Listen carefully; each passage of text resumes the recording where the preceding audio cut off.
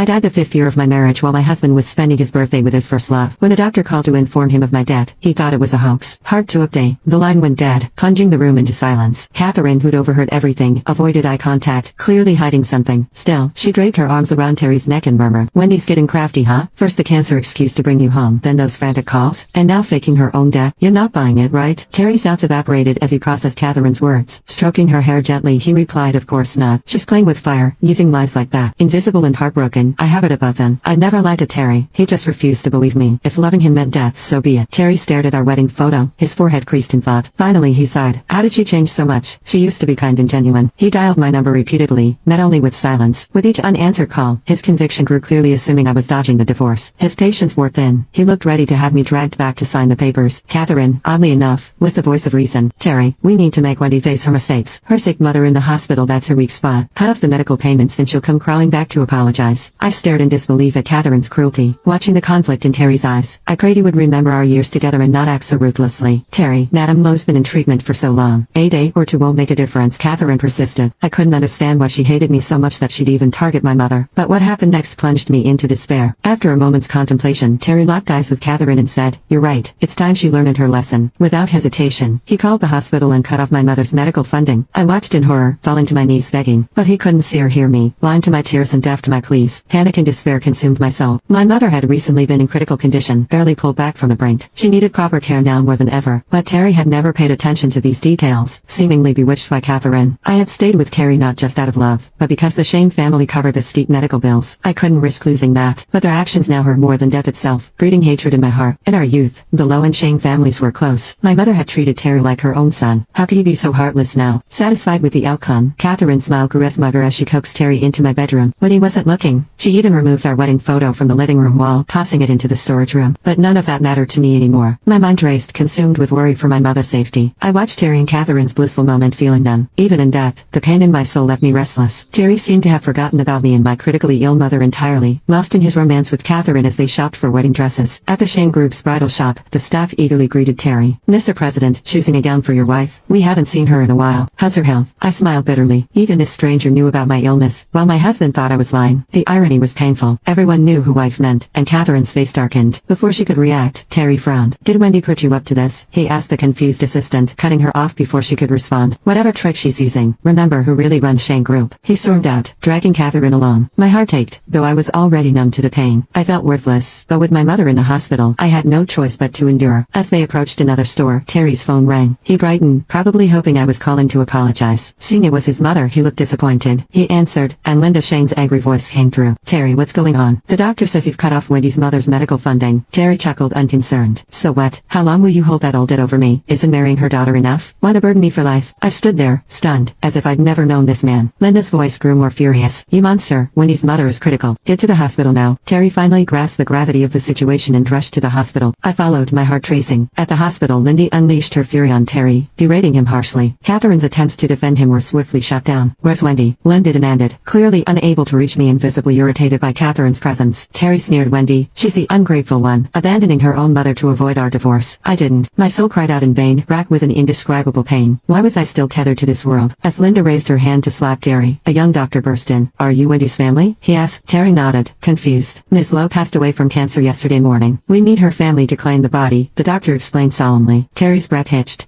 but his voice remained cold. "Impossible. I saw her a month ago. Stop this charade and bring Wendy out now, or you'll regret it." Terry's threat fell flat. My death was irrefutable. The doctor, now visibly annoyed, replied, "If you don't believe me, sir, her body is in the morgue downstairs." A tense silence filled the corridor. Terry's composure finally cracked. Abruptly, he released Catherine's hand and bolted downstairs. Now you can watch the second part by pressing share and more.